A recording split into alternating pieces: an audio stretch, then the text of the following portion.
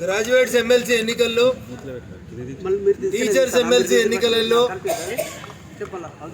చాలామంది టీఆర్ఎస్ ఎమ్మెల్యేలు ఉన్నప్పటికీ కూడా పోటీ చేయడానికి ధైర్యం చేయక టీఆర్ఎస్కు ప్రజలు వీఆర్ఎస్ ఇచ్చిందని ఫామ్ హౌస్కి పరిమితమైన వాళ్ళు లేదా మళ్ళీ మీటింగ్ పెడుతుర్రంట.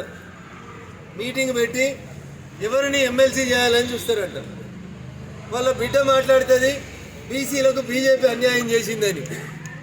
తల్లి మేము 2 ఎమ్మెల్సీలు ఇస్తే 2 ఎమ్మెల్సీలు గెలిస్తే ఒకటి బీసీ గెలిచినాం, ఒకటి ఓసీ గెలిచినాం. దాదాపు జనాభాలో సగం ఉన్నటువంటి బీసీలని సముచితంగా గౌరవించేటువంటి పార్టీ భారతీయ జనతా పార్టీ. అమ్మ కవితమ్మ, నీకు చిత్తశుద్ధి ఉంటే మీ నాయనతో మాట్లాడి, పార్టీ ప్రెసిడెంట్ మీ నాయన అగ్రకులం కాబట్టి వర్కింగ్ ప్రెసిడెంట్ను ఒక బీసీకి ఇయ్యండి. శాసనసభలో పార్టీ ప్రతిపక్ష నాయకుడు ఒక బీసీకి ఇయ్యండి. శాసన మండలిలో ఒక ప్రతిపక్ష నాయకుడు అవకాశం ఉంది, ఇంకొక బీసీకి ఇయ్యండి. చేసేటప్పుడేమో చెయ్యరు, ఇచ్చేటప్పుడేమో ఇయ్యరు. ఇచ్చిన ఈ 4 ఇయ్యరు బీసీలకి మీరు మంత్రి పదవులు. నడిమిట్లనే ఈటల రాజేందర్ అనేటువంటి ఒక బీసీ తెలంగాణలో పెద్ద సామాజిక వర్గం అని చెప్పిన సామాజిక వర్గానికి మంత్రి పదవి వీకేసింది టీఆర్ఎస్ పార్టీ. ఇవాళ కవితమ్మ వచ్చి బీసీలకు అన్యాయం చేస్తున్నారని మాట్లాడితే దయ్యాలు వేదాలు వాళ్ళు ఇచ్చినట్లున్నాయి. కవిత గారు ఇంకొకటి కాదు, నీకు పదవి కావాలి, మీ బావకు పదవి కావాలి, మీ అన్నకు పదవి కావాలి, మీ నాయనకు పదవి కావాలి.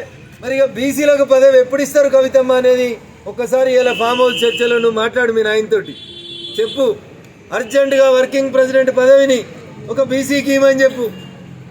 శాసనసభలో బీసీకి ఇవ్వకపోతే మహిళకి ఇయ్యండి. మేము మొన్న ఢిల్లీ ముఖ్యమంత్రి మాకు అవకాశం వస్తే ఒక మహిళకి ఇచ్చినాం. రేపు మహిళా దినోత్సవం వస్తుంది, మహిళల్ని గౌరవించమని చెప్పు మీ నాయనని.